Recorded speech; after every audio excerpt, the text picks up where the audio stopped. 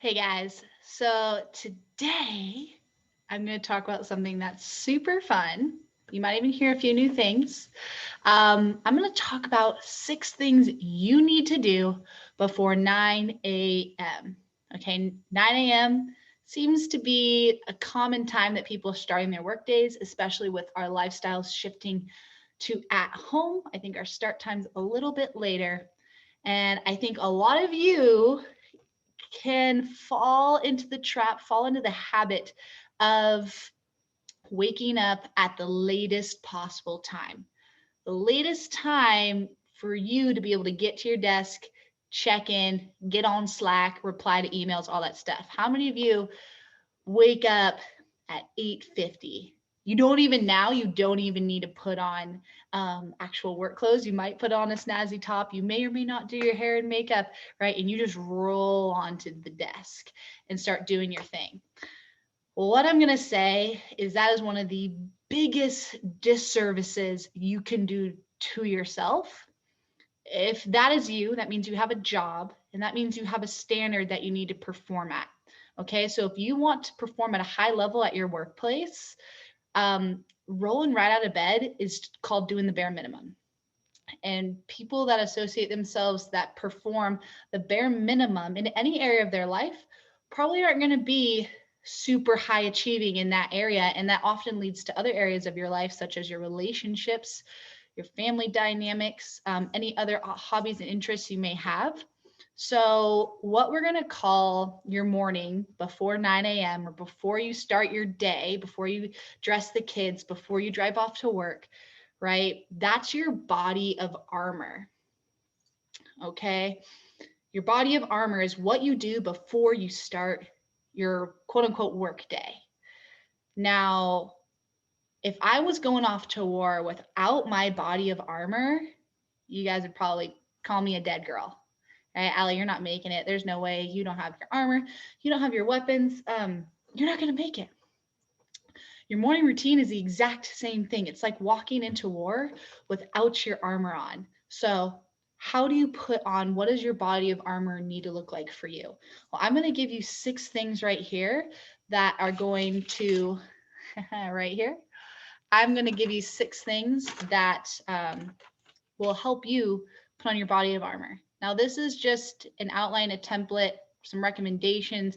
You're going to find what works for you. But bottom line is you need to have a mindful morning. You got to have a mindful morning routine. So here are a couple pieces of what I feel make up a really strong mindful morning that you can have before 9 a.m. So number one, plain and simple, make your bed. Okay, number one, make your bed. One of the most simple things that you can do to set yourself up for success. It feels like in the moment such a small, tiny task. Like, Allie, why is making my bed so important? What you're doing is you are instilling a habit of cleanliness and consistency. You're instilling a habit that you are someone that is organized, you are someone that likes a clean space, and you are consistent with that action. It's amazing how when you start making your bed, it ignites a domino effect of other small habits that you start to put into play. You make your bed, well, now you want to pick up a few more of your clothes. Well, now you want to tidy up your workspace, you want to tidy up the kitchen. All of a sudden, you start really seeing the value in holding a sacred, clean space. And you're also instilling consistency slash discipline as a part of your identity.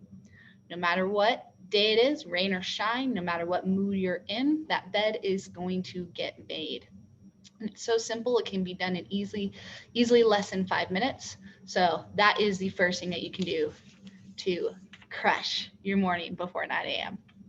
Now, number two, I've talked about this one before. I'm going to add emphasis to it, is chugging H20 like a champ. In my nutritional video, I don't know if you caught it, but I talked in depth about why drinking water right out of the gate is so important for so many areas. You wake up in a dehydrated state. You chug your first thing. I guarantee if you're a coffee drinker, the first thing you drink in the morning is your coffee, you're making yourself more dehydrated, right? You're putting your body in a more acidic state, which low energy, you don't have a ton of energy when you're super acidic. You're also going to struggle with a lot of inflammation that can cause to brain fog. So you still have your coffee, but the first thing you do is chug water like a champion.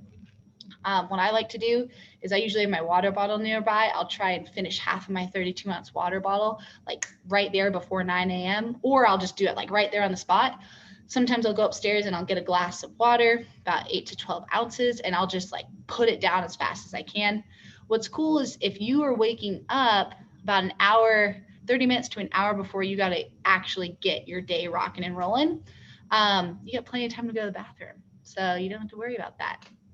But you'll notice if you drink water right out of the gate, first thing in the morning when your body's most ready to absorb nutrients, your energy level and your mood is going to be through the roof because you're going to start in a hydrated state. I bet if you're hydrated, you feel really good. Tell me how you feel when you're dehydrated. Headache, hungry, not able to focus right. Set yourself up for success. Chug water like a champ first thing in the morning. All right, so there you have it. That was number 2. So we have make your bed, chug like a champ. Number 3, meditate/breathe/journal. I put these all in their own little group because they kind of all go together and they can be interchanged. So meditate, breathe, and journal. What do all 3 of those things have in common? Total presence with just you. So you are sitting with just yourself, especially when you meditate and practice breath work. Journaling is actually a form of meditation, and I know a lot of people love to start their day with it.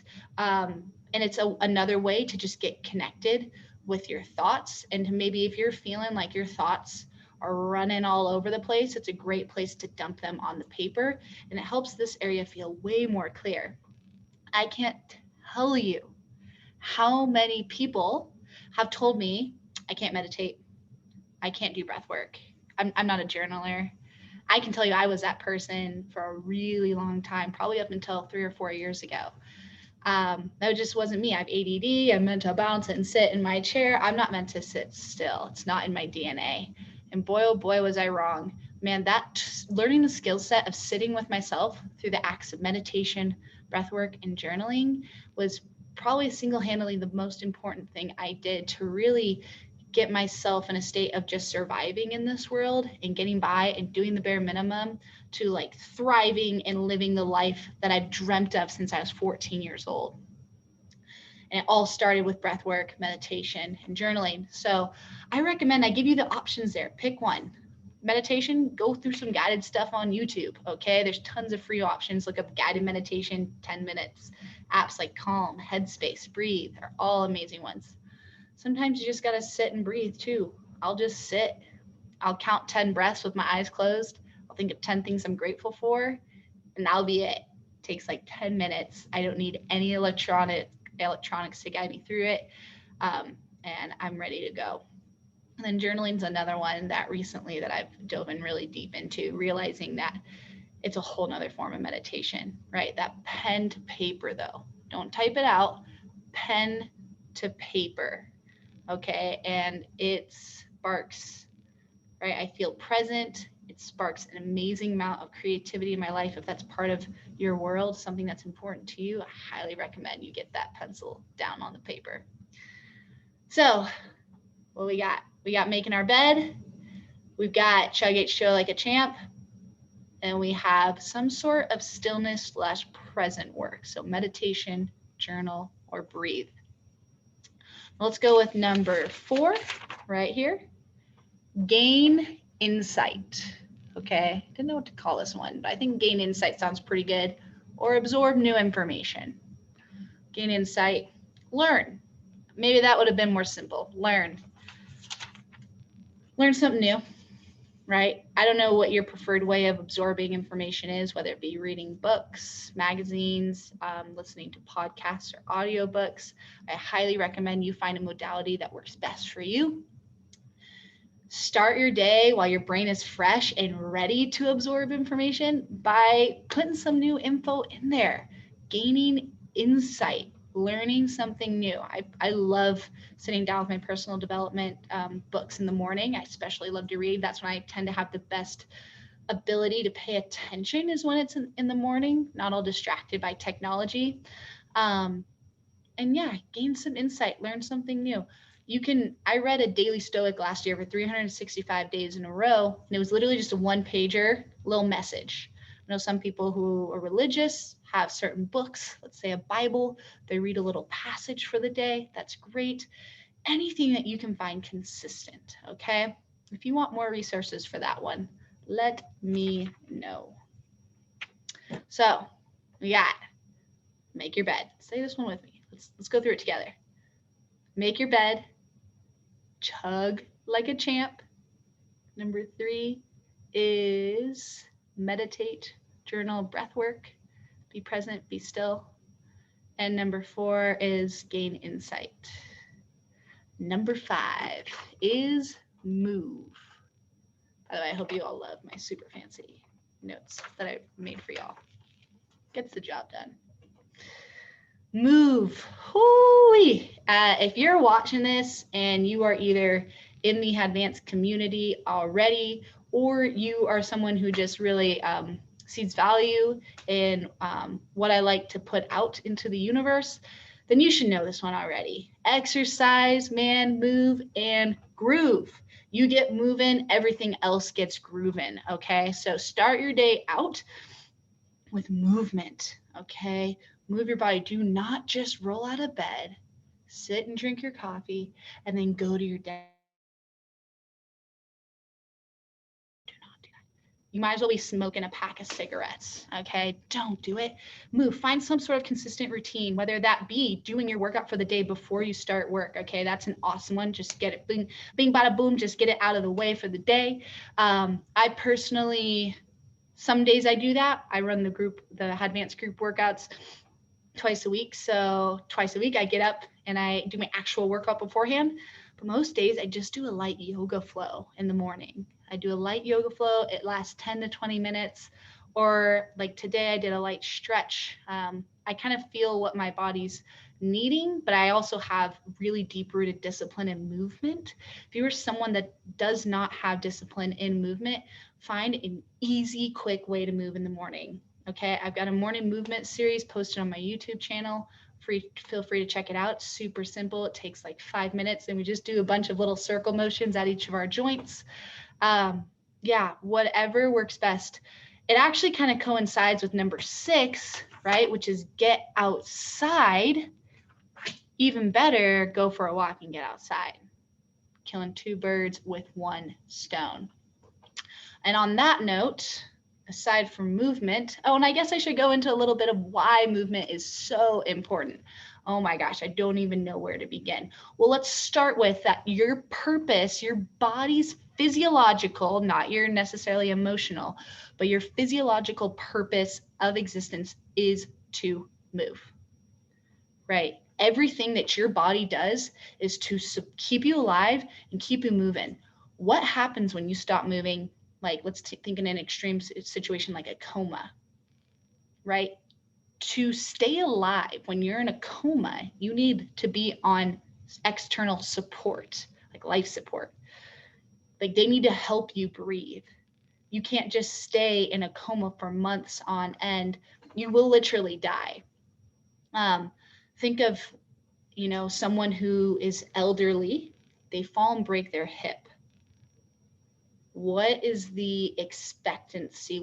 Unless they are super diligent with their physical therapy and strengthening those muscles, everyone kind of goes, yikes, you're 90 years old and you just fell and broke your hip.